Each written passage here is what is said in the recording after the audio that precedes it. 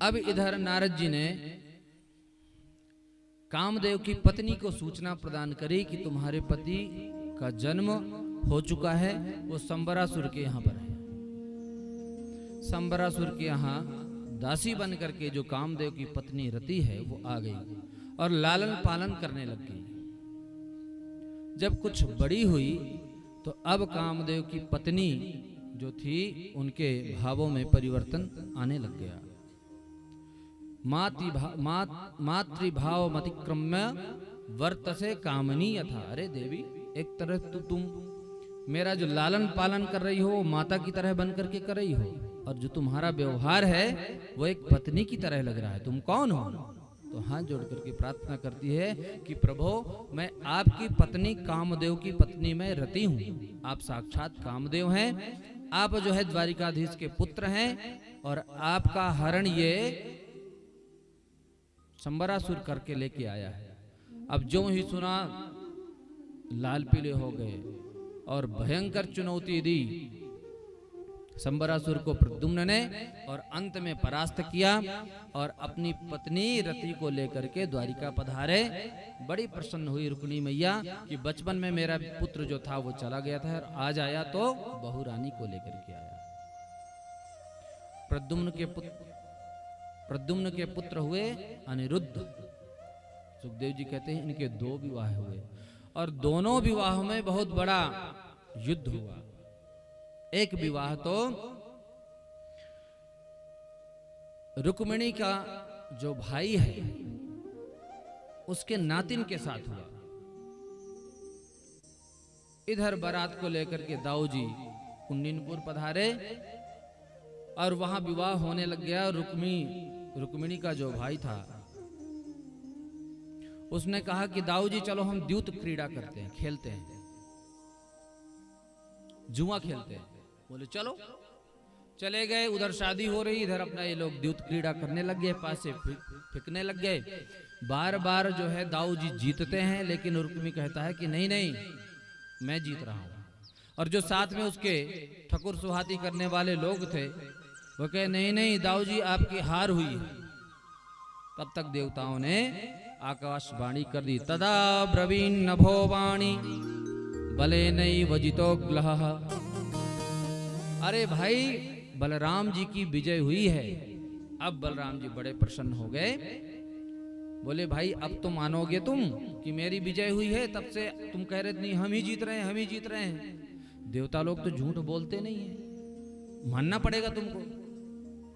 तब तक रुक्मिणी के जो भाई था, रुक्मी क्या बोलता है कि नैवाक्षको विदायूयम गोपाला वन गोचरा।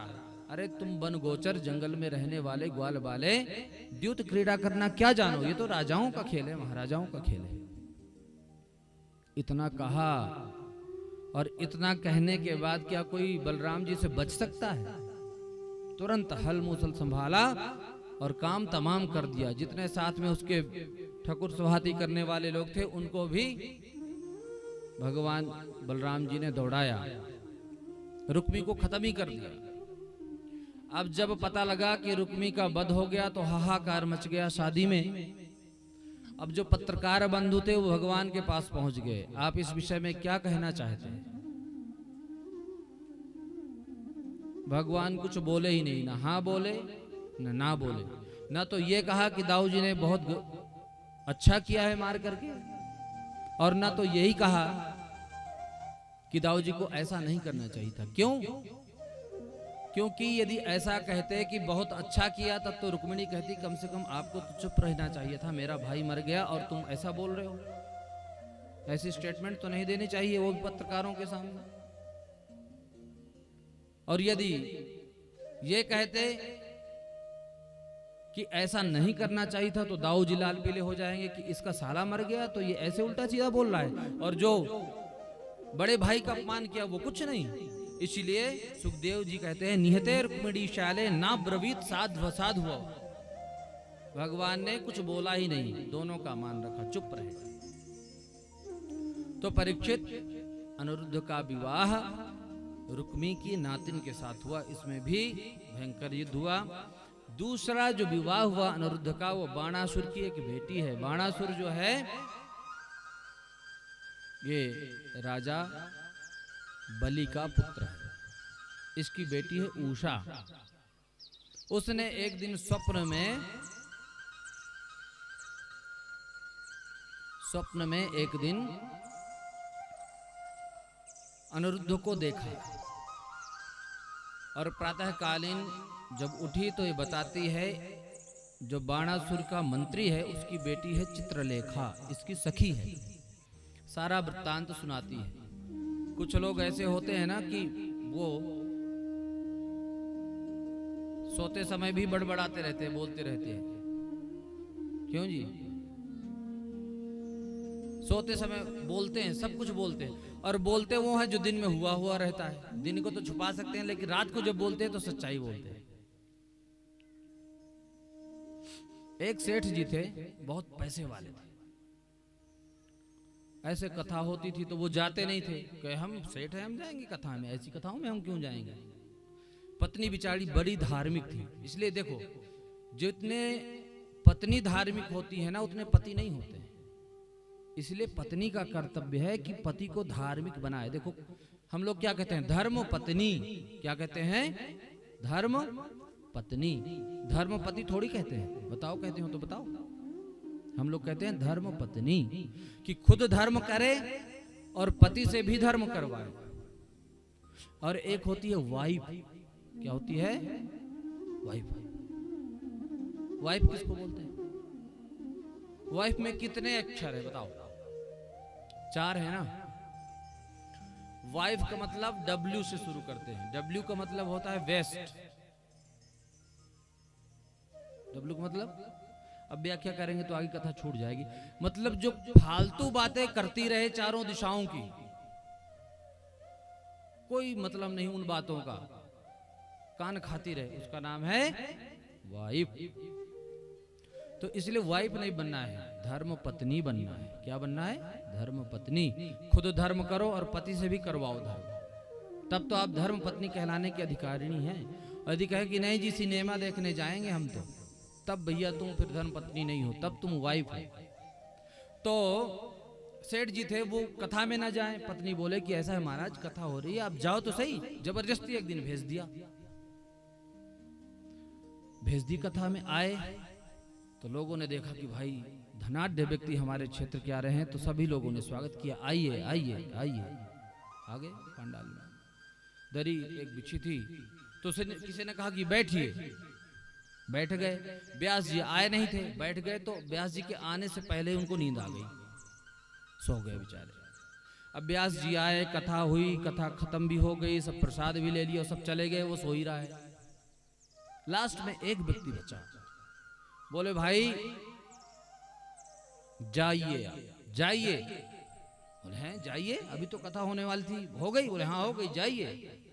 गया बेचारा घर में। पत्नी ने पूछा महाराज सुना है कथा में? बोले हाँ। बोले क्या सुना? बोलो 3 ही शब्द सुने, आइए, बैठिए और जाइए।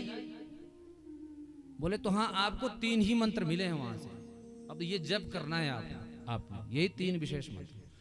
अब तो महाराज घर गए, रात, अब दिन को यहाँ सो के गए थे 3 घंटे, तो नींद आई नहीं। घर जा करके बैठे और सारी रात जगते रहे, और यही जपते रहे, आइए बैठिए जाइए, आइए बैठिए जाइए। अब चोर आया, रात को घर में घुसा चोर। तो इसने क्या बोला? आइए। अब चोर ने सोचा कि इसने देख लिया, तब कह रहा है आइए। इसने मुझे देख लिया तो कह रहा आइए। अब खड़ा हो गया, वहीं पे खड़ा हो गया चोर कि मैं प्रतीक्षा करता हूं कि आगे क्या करता है। तो इसका दूसरा मंत्र था क्या? बैठिए। अब कहे भैया ये तो मुसीबत आ गई, अब तो यहाँ रुकना ठीक नहीं है। अब ये कह रहा बैठिए, इसका मतलब पहचान भी लिया। तो भागने लग गया चोर, तो कहता है जाइए। अब कहे अब तो बड़ी दुर्दशा होगी मेरी, अब तो ये जान गया, पहचान गया, और इसीलिए बोल रहा था कि बैठ जाओ। अब जब मैं नहीं बैठा तो कहे फिर जाओ। अब दूसरे दिन खूब पैसे रुपया सब लेकर के आया, चरणों में रखा और प्रणाम किया। बोले महाराज क्षमा कर देना। बोले अरे भाई हुआ क्या ये तो बताओ। बोले महाराज अब आप जानते हैं सब कुछ, फिर भी पूछ रहे हैं। अब इसको लगा कि भाई मंत्र बड़ा चमत्कारी मिला, तुरंत सिद्ध हो गया, एक ही रात में मंत्र सिद्ध हो गया। और व्यक्ति अपने आप ही हाथ जोड़ रहा है और पैसे भी दे रहा है। पत्नी से बोला कि मंत्र तो मेरा सिद्ध हो गया। तो पत्नी ने बोला कि भगवान, सत्य रूपी कथा में जा करके असत्य रूपी ये 3 वचन आप लेकर के आए हैं, तो इन 3 असत्य रूपी वचनों ने आपकी धन की रक्षा की और धन भी प्रदान किया, और यदि कहीं तुम सचमुच वहां सारी कथाएं सुन लोगे तो क्या नहीं हो जाएगा। तो ऐसे ऐसे सूत्र कथा में मिलते। अच्छा, कुछ लोग होते हैं जो सोते भी हैं और सोते सोते वो बोलते भी हैं। एक व्यक्ति थे, वो बेचारे आए कथा में बैठ के सो गए और उनके थी कपड़ा की दुकान। तो अब स्वप्न में देखते हैं क्या, एक ग्राहक आया कपड़ा लेने। बोलो भैया क्या रेट है? बोले 5 रुपए मीटर। तो बोलता है कि 5 रुपए तो बहुत महंगा है भाई, 5 रुपए में मैं नहीं लूंगा। बोले 4.5 में ले लो फिर। बोले हाँ 4.5 में दे दो। तो कहता है सोते सोते, कहता है ले लो 4.5 में, दोनों हाथ पसार, आगे बैठो भगत को कुर्ता दीनो फाड़। अब उसको बेचारे को कपड़ा फाड़ के देना था, तो जो भगत आगे कथा सुन रहा था उसने नींद में उसका कुर्ता फाड़ करके दे दिया। अब उसने बोला भाई तूने मुझे मेरा कुर्ता फाड़ दिया। बोले क्या करता, क्या ग्राहक को वापस लौटा देता? तो ऐसे लोग भी हैं। तो यहां पर वध हुआ रुक्मी का और विवाह हुआ रुक्मी की पोती से, और दूसरा विवाह हुआ बाणासुर की बेटी है, उसका नाम है उषा। भगवान ने उषा ने स्वप्न में अनिरुद्ध को देखा। सुबह अपनी सखी जो है बाणासुर की, जो मंत्री की बेटी है, उषा को बताती है कि मैंने बहुत सुंदर एक पुरुष के दर्शन किए हैं और वही मुझे पति रूप में चाहिए। बोले कोई बात नहीं, मैं चित्रकारी करना जानती हूँ, मायाएं विद्या सारी मुझे आती हैं। अब एक एक चित्र बनाने लग गई, तुम बताना कौन सा देखा तुमने। सबका बनाती गई बनाती गई बनाती गई बनाती गई, अंत में अनिरुद्ध का बनाया। और जो ही उसको देखा बोले हाँ यही है। बोले कोई बात नहीं, ये तो द्वारिकाधीश का पौत्र है, मैं इसको ले आती हूँ, मायाविनी हूं मैं। गई तो उसके सिंहासन सहित उठा करके ले आई, सोते हुए पलंग सहित उसको उठा करके ले आई और ले आई। इधर जो है अनिरुद्ध ने भी पसंद किया उषा को और दोनों ने विवाह कर लिया। अब जो है बाणासुर के महल में दोनों रह रहे। किसी बात पर इनको हंसी आ गया, अनिरुद्ध को हंसी आ गई। अब तो जितने द्वारपाल लगे हुए थे बोले कन्या या कुल दूषण में तो गजब हो गया। महाराज ने कहा था कि कोई भी पुरुष यहाँ पर आने ना पाए, और यहाँ पुरुष की आवाज आ रही है। तुरंत बाणासुर को सूचना प्रदान करी। बाणासुर ने अनिरुद्ध को बंदी बना लिया। अब इधर नारद जी पहुंचे ठाकुर जी के गृहस्थ को देखने के लिए। बोले प्रभु सब कुछ ठीक ठाक तो चल रहा है? बोले हाँ बहुत बढ़िया चल रहा है। हाँ ये लग रहा है कि कुछ दिन से हमें अनिरुद्ध दिखाई नहीं पड़ रहे हैं। बोले जय हो महाराज, आपके जो अनिरुद्ध है वो बाणासुर के कारागार में हवा खा रहे हैं। बोले कैसे? सारी बताई। अब तो तुरंत भगवान ने नारायणी सेना तैयार करी और तुरंत चढ़ाई कर दी बाणासुर के ऊपर। बाणासुर भगवान शिव का परम भक्त है। भगवान शिव ने एक झंडा दिया था और बोला था कि जिस दिन ये झंडा टूट जाएगा समझो उस समय तुम्हारे प्राणों को संकट है। आज झंडा टूटा। शंकर जी से निवेदन किया कि प्रभु आज झंडा टूट गया है। बोले कोई बात नहीं चला, जाओ तुम विश्राम करो, हम देख लेंगे। अब इधर भगवान पहुंचे, शंकर जी मिले, पूछा उन्होंने कि महादेव आप क्यों? बोले महाराज आप क्यों यहाँ पधारे? बोले बाणासुर जो है हमारे पौत्र को बंदी बना रखा है, उसको हम दंड देने आए हैं।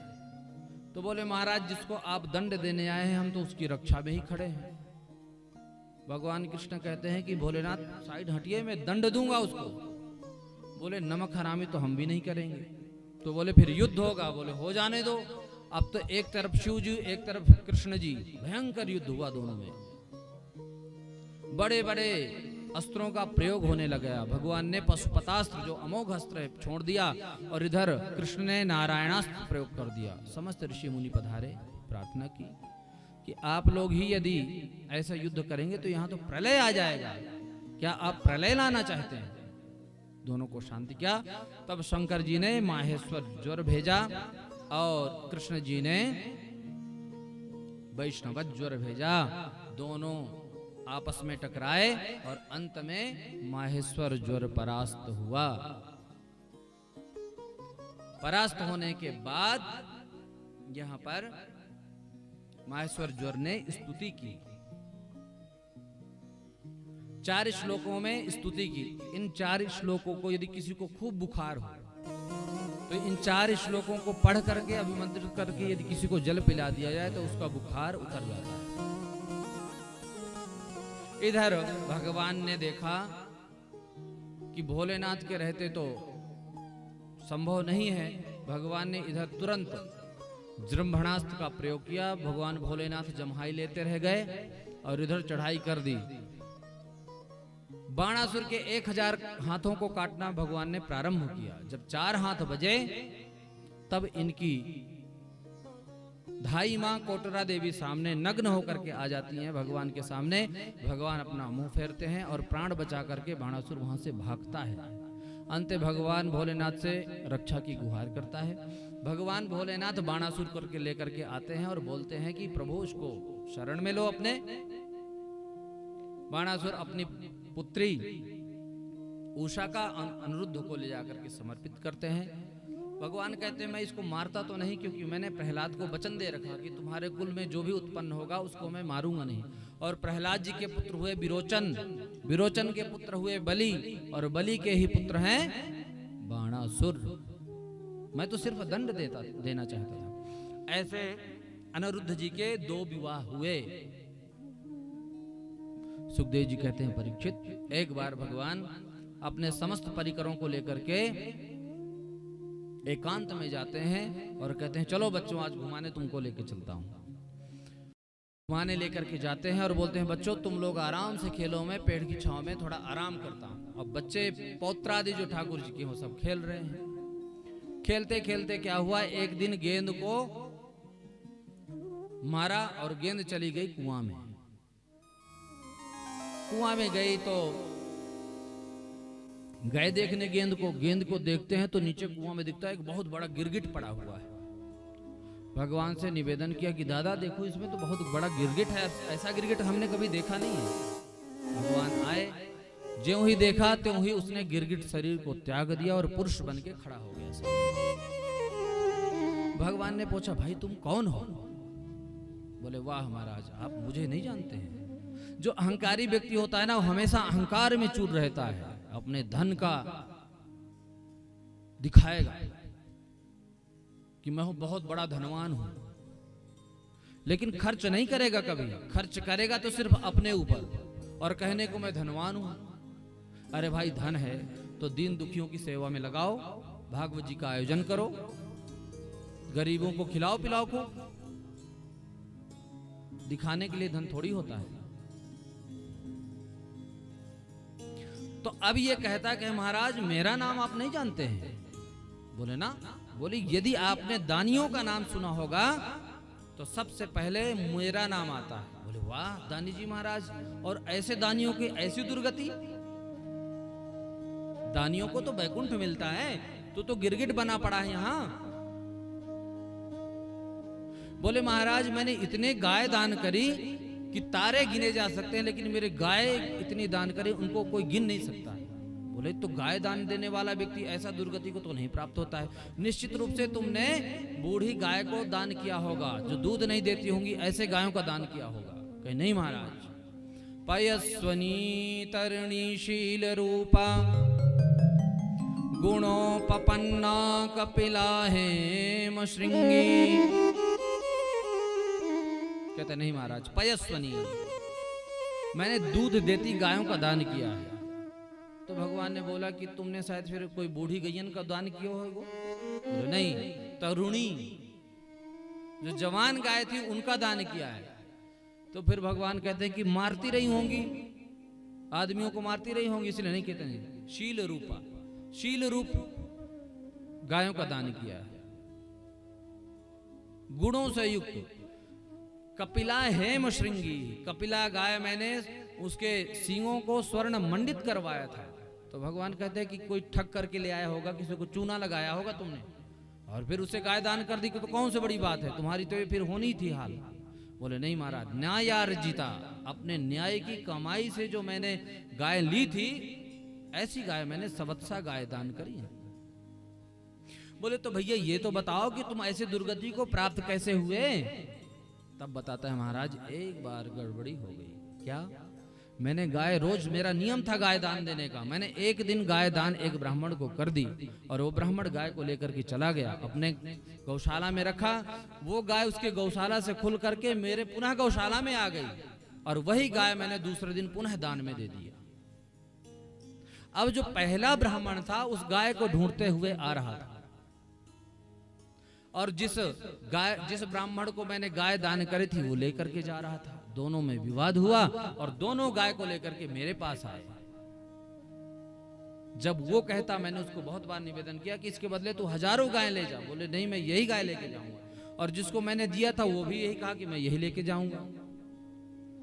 जब वो कुछ कहता तो उसकी हाँ में हाँ करता, जब वो कुछ कहता तो उसकी हाँ में हाँ करता। अंत में मैं कोई निर्णय नहीं ले सका, और अंत में दोनों ब्राह्मण देवता गाय को छोड़ करके चले गए, और मुझे श्राप दे दिया कि जा तू गिरगिट की तरह गर्दन हिलाता है, गिरगिट बन जा। तो महाराज मैं गिरगिट बन गया। जब मेरी मृत्यु हुई तो यमराज ने पूछा कि तुमने पुण्य तो बहुत किया है, लेकिन पाप तुमने सिर्फ एक किया है, इसलिए तुम ये बताओ कि पहले पाप भोगोगे कि पुण्य। बोले महाराज पहले पाप ही भोगा दो, पुण्य इकट्ठा ही भोगूंगा। तो पाप के कारण मैं बना गिरगिट, और आज मेरे पुण्यों का उदय हुआ, सो आपके दर्शन हुए। ऐसे कह करके भगवान के धाम को चला गया। मैं एक दिन बता रहा था आपको कि जो पापी व्यक्ति होता है ना, उसको बुखार तक नहीं आता है, और जो भगवान का भजन करने वाले हैं वो बेचारा हमेशा ही परेशान रहते हैं। वो इसलिए कि पापी व्यक्ति को यदि भगवान कष्ट दे देंगे तो कष्ट में हो जाएगा, तो वो पाप करेगा ही नहीं, तो उसके पापों का घड़ा भरेगा नहीं, और जब भरेगा नहीं तो फूटेगा नहीं। तो इसलिए पापी व्यक्ति को भगवान कभी बुखार तक नहीं आने देते हैं। बोले बेटा कर ले, तू जितना कर सकता है कर। और पुण्यात्मा व्यक्ति के द्वारा यदि छोटा भी पाप हो जाए तो भगवान कहते हैं अगले जन्म का नहीं रखना है, इसी जन्म में तू भोग करके खत्म कर, क्योंकि तुमको तो मुझे अपने धाम भेजना है। इसलिए इसी जन्म में सब कुछ खत्म करके फिर निर्मल करके भेजते हैं, कोई पाप बचता नहीं। भगवान अपने बच्चों को कहते हैं कि बच्चों, हिनत्ति विषमत्तारं मन्नीयदमिहि प्रशाम्यति, कुलम समूलम दहति ब्रह्मस्वारणि पावकः। भगवान कहते हैं कि यदि कोई जहर पी ले तो मरेगा तो अपने आप ही मरेगा, और उसको औषधियों के द्वारा बचाया भी जा सकता है।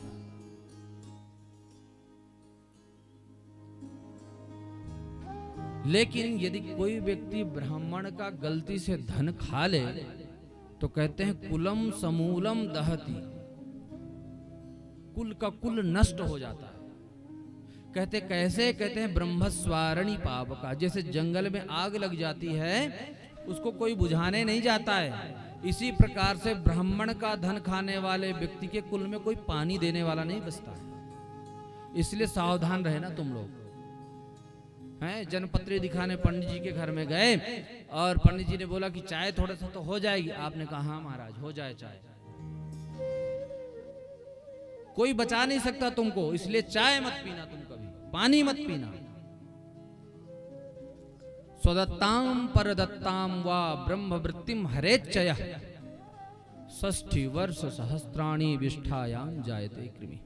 स्वदत्ताम, यदि ब्राह्मण खुद देता है तो भी नहीं लेना, क्योंकि ब्राह्मण के पास जो आता है धन वो कोई व्यापार नहीं करता है, दान का होता है। और दान का अन्न खाने का अधिकार सिर्फ उसी को है जो गायत्री जप करता है। गायत्री मात्र निष्णातो दुजो मोक्षमवाप्नुयात्।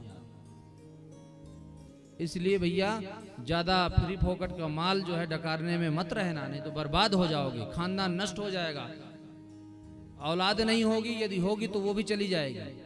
इस बात की मैं गारंटी यहां व्यासपीठ से दे रहा हूं। और आप देख लेना, जो मैं यहां से व्यासपीठ से बोल रहा हूं उसको अप्लाई करके देखना, जो ऐसा करता रहा होगा। और मैंने परसों शायद बताया भी था, ब्रह्मस्वम देवता द्रव्यम स्त्रीणाम बालधनम च यत्, ब्राह्मण का धन, स्त्रियों का धन, छोटी कन्याओं का धन, देवताओं का धन खाने वाला व्यक्ति समाप्त हो जाता है, खत्म। तो वही बात कह रहे हैं कि कभी भी भूल से, अपने बच्चों को समझा रहे भगवान कि तुम लोग कभी भी ब्राह्मण का अनादर मत करना। यो न्यथा में सदंड भाग, यदि ब्राह्मण का अपमान किसी व्यक्ति ने गलती से कर दिया तो समझो वो मेरा कृष्ण का विरोधी है और मैं स्वयं उसे दंड दूंगा। अपने बच्चों को शिक्षा देते रहते हैं भगवान। ऐसे ही दिव्य चरित्र सुना रहे हैं नृगोपाख्यान के माध्यम से। द्वारकाधीश मथुरा में रहते हैं, लेकिन कभी वो ना तो वृंदावन का स्मरण करते हैं, और परसों जाने की कह के आए थे, न जाते हैं। दाऊ जी कहते हैं कि भैया हम चाहते हैं कि चलो वृंदावन घूम आए। भगवान कहते हैं दाऊ जी मैं तो बाद में जाऊंगा, आप ही जाकर के घूम आओ। तो भगवान कहते हैं ठीक है, अब हम गर्मी की छुट्टियां वहीं मनाने के लिए जाएंगे।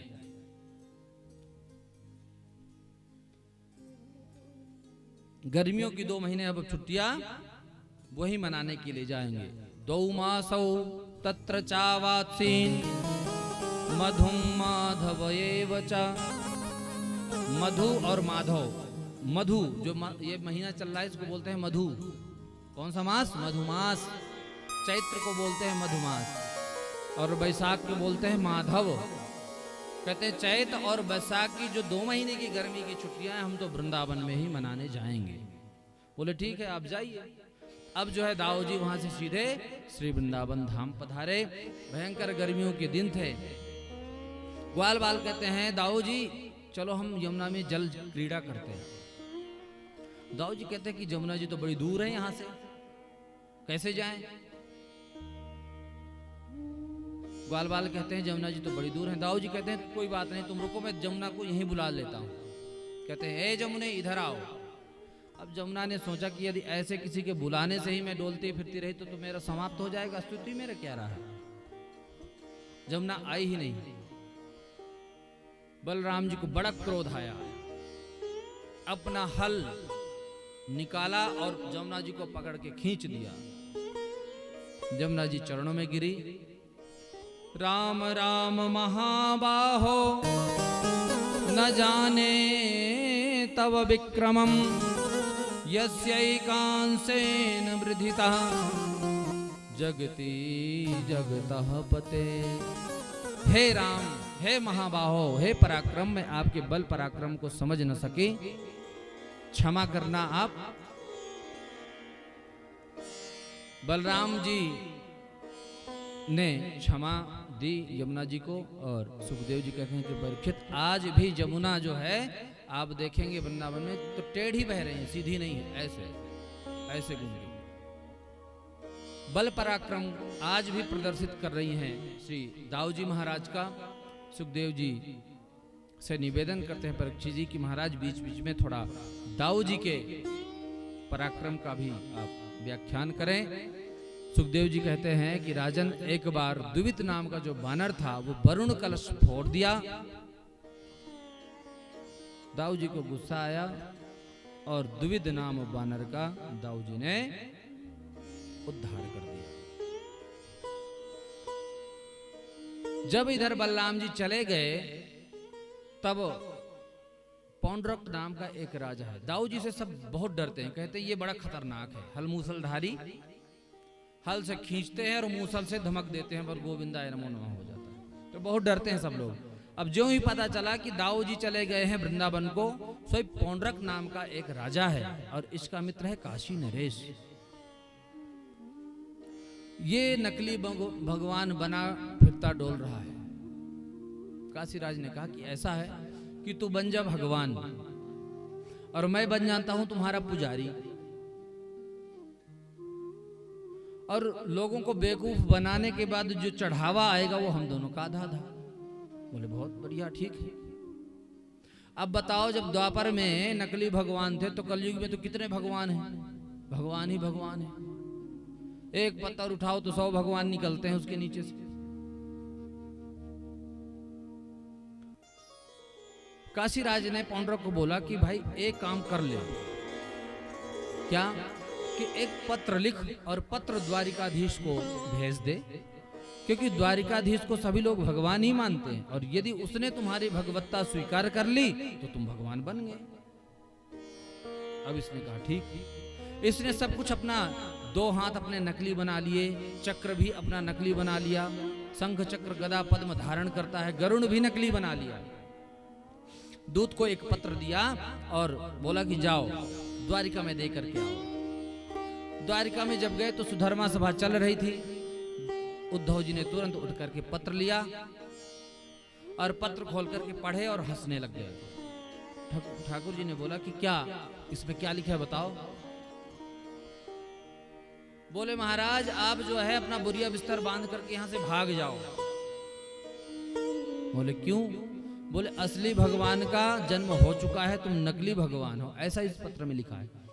वासुदेवावतीर्णो हम एक एव न चापरः भूतानामनुकंपार्थं तुम तो मिथ्याविधां त्यज। वासुदेवावतीर्णो हम, मेरा अवतार वासुदेव रूप में हो चुका है और तुम जो है झूठे हो, इसलिए मैं तुम्हें समय देता हूं, तुम जो है मेरी शरण में आ जाओ। भगवान ने दूत को बोला कि जाओ तुम अपने भगवान को बोलना कि हम तुमसे कल ही मिलने के लिए तुम्हारे यहां आते हैं। अब जो है दूत वापस जाकर के सूचना देता है कि द्वारिकाधीश ने बोला है कि हम ही मिलने के लिए आते हैं, तुम कष्ट मत कर। अब पौंड्रक घबराया और काशीराज को गालियां देना प्रारंभ कर दिया। क्यों रे काशीराज, तूने मेरा बड़ा बेवकूफ बनाया। तू तो कह रहा था कि पत्र भिजवा दे, वो डर करके भाग जाएगा, लेकिन वो तो कल ही आ रहा है। काशीराज कहता है भाई भगवान बनना है तो थोड़ा सा रिस्क तो लेना पड़ेगा। देखो बिना रिस्क के लिए कोई भगवान बनता है? बोले तू डर क्यों रहा है, मैं भी तो तुम्हारे साथ में हूं, आएंगे तब देखी जाएगी। अब दूसरे दिन भगवान अपनी सेना लेकर के पहुंचे पौंड्रक के पास। अब घबराया ये पौंड्रक। काशीराज कहते हैं घबरा क्यों रहा है, अपना खटका दबा। खटका दबाया, गरुड़ उड़ने लग गया। तुरंत जो है चक्र भी चलने लग गया। भगवान देख करके भगवान को बड़ी हंसी आई कि इसने मेरा रूप बनाने में कितना चिंतन किया होगा। जैसे भी हो इसने मेरा चिंतन किया है, इसलिए मैं उसे सायुज्य मुक्ति प्रदान करूंगा। भगवान ने तुरंत चक्र चलाया और पौंड्रक का गला काट दिया और गला काट करके समुद्र में फेंक दिया। काशीराज को भी भगवान ने गला काट करके उसका भी गला फेंक दिया, काशीपुरी को नष्ट कर दिया। काशीराज का जो पुत्र है सुदक्षिण, इसने अविचार विधि से दक्षिणाग्नि की आराधना करके कृत्या को प्रकट की और कृत्या को द्वारिका जलाने के लिए भेजा। चक्र ने उसको भी समाप्त किया। ऐसे भगवान नई नई लीलाएं कर रहे हैं। परीक्षित बोलते हैं महाराज, दुर्योधन की एक बेटी थी जिसका नाम था लक्ष्मणा। दुर्योधन ने एक स्वयंवर रखा। उस स्वयंवर से जो सांब थे, पौत्र थे, उन्होंने लक्ष्मणा का हरण किया। जाम्बवती के जो पुत्र थे सांब भगवान के, ये पुत्र थे साम। इन्होंने लक्ष्मणा का हरण किया। तुरंत दुर्योधन ने सांब को बंदी बना लिया। इधर दाऊ जी को सूचना मिली तो दाऊ जी हस्तिनापुर पधारे। जो ही दुर्योधन को पता लगा, दाऊ जी का खूब स्वागत किया, क्योंकि दाऊ जी से भीम दुर्योधन ने गदा की शिक्षा ली थी, तो इसलिए खूब स्वागत सत्कार किया। अंत में बलराम जी ने कहा कि दुर्योधन, बात ऐसी है कि हमने सुना है कि तुमने साम को बंदी बना रखा है। बोले हाँ। बोलो उन्होंने हमारी पौत्री का हरण करने का प्रयास किया, इसलिए हमने उसको बंदी बनाया है। लक्ष्मणा का बोले तो भाई तुमने कहीं ना कहीं तो उसका विवाह करना ही था। हमारा सांब कितना सुंदर है, और यदि उसके साथ विवाह कर देते तो उसमें तुमको क्या परेशानी है। बोले गुरुजी, हमने आपको गुरु बनाया है, लेकिन आप भी अपनी औकात में रहिएगा। आप हमारे कोई राजाधिराज नहीं हैं जो हमें आप आदेश करें कि ऐसा कर दो। अब इतना कहते ही लाल पीले हो गए दाऊ जी। तुरंत हल उठाया, मूसल उठाया। तुरंत जितने भी दुर्योधन आदि थे सभी कौरव प्रणाम करते हैं, लक्ष्मणा और साम को समर्पित करते हैं और फिर विवाह भी करते हैं। ऐसे विभिन्न चरित्र जो है दाऊ जी के सुखदेव जी परीक्षित जी को सुना रहे हैं। अब प्रश्न करते हैं, एक बार भगवान सुधर्मा सभा में विराजमान थे। उस समय एक दूत आया और उन्होंने प्रार्थना की कि महाराज, जरासंध की कैद में 20,800 राजा कैद हैं, आपकी प्रतीक्षा कर रहे हैं। इधर नारद जी ने सूचना प्रदान करी कि पांडवों ने आपको इंद्रप्रस्थ बुलाया है, राजसू यज्ञ करना चाहते हैं। भगवान ने दोनों को बोला ठीक है जाओ, हम आएंगे। अब इधर उद्धव जी से पूछते हैं कि हमने दोनों को कह दिया कि हम आएंगे, अब हम जाएं तो जाएं कहां सबसे पहले। तब उद्धव जी ने बोला कि प्रभु आप सबसे पहले इंद्रप्रस्थ चले जाएं, क्योंकि जरासंध को बिना परास्त किए राजसू यज्ञ संभव नहीं है। भगवान वहां आए और युधिष्ठिर ने निवेदन किया कि मैं राजसू यज्ञ करना चाहता हूं, लेकिन सभी राजाओं की सहमति प्राप्त हो चुकी है, लेकिन अभी भी जरासंध की सहमति नहीं मिली है। उसको परास्त करना बड़ा मुश्किल है, कैसे परास्त किया जाए। भगवान कहते हैं ये काम हम खुद ही करेंगे, तुम चिंता मत करो। भगवान ने भीमसेन को और अर्जुन को अपने साथ लिया और तुरंत जरासंध के पास पहुंचे, ब्राह्मण का वेश बनाया और उसके सामने पहुंच गए। जरासंध से पूछते हैं कि महाराज भिक्षा दो आप। जरासंध बोलता है क्या चाहिए, अन्न वस्त्र जो भी चाहिए आप बताइए, मैं आपको सब कुछ प्रदान करूं। युद्धम नो देहि राजेंद्र। भगवान कहते हैं हम अन्न वस्त्र के आकांक्षी ब्राह्मण नहीं है, हम तो युद्ध चाहते हैं। युद्ध दो यदि देना चाहते हो, वचन दो। वचन देता है कि मैं दूंगा, लेकिन जब वो देखता है, वाणी देखता है, हाथों में जो प्रत्यंजा चढ़ाने के निशान हैं, जब शरीर देखता है तो जान जाता है कि ये कोई ब्राह्मण नहीं है, ब्राह्मण का रूप धारण करके आए हैं। लेकिन ये ब्राह्मण वेश धारण करके आए हैं, मुझसे डर करके आए हैं, इसीलिए ये जो भी मांगेंगे मैं दूंगा। मेरे प्राणों को भी मांग लेंगे तो मैं दूंगा, क्योंकि ब्राह्मणों का बहुत भक्त है ये। 18वीं बार जब ये चढ़ाई किया था तो 11,000 ब्राह्मणों को अनुष्ठान में बैठा करके गया था, तो भगवान भाग गए थे। तब से ब्राह्मणों का बहुत परम भक्त बन गया है। ब्राह्मण जैसा करते हैं वैसा करता है, जो भी मांगते हैं ये देता है। तो आज कह रहा है कि ब्राह्मणों, यदि तुम होगे कोई भी हैं, लेकिन तुम ब्राह्मण बन करके आए हो, यदि मेरे गर्दन भी मांगोगे तो वो भी मैं काट करके दे दूंगा। भगवान कहते हैं युद्ध की भिक्षा दो। बोले ठीक है, दिया। लेकिन लड़ेगा कौन? मैं ब्राह्मणों से तो लड़ता नहीं, तुम कौन हो? असली रूप में आओ। तो भगवान असली रूप में आते हैं और परिचय देते हैं, असौब्रिकोदर। भगवान कहते हैं कि ये जो है ये भीमसेन है, असौब्रिकोदर। तस्य भ्रातार्जुनो ह्ययम्। ये जो है अर्जुन है, ये भीमसेन है, और अनयोहो मातुलेयम मामा। बोले तुम कौन हो? बोले इन दोनों के मैं मामा का बेटा हूं। अरे बोले भाई कोई नाम तो होगा। तो कहते हैं कृष्णम जानी है ते रिपुम, मेरा नाम कृष्ण समझो और मैं तुम्हारा शत्रु हूं।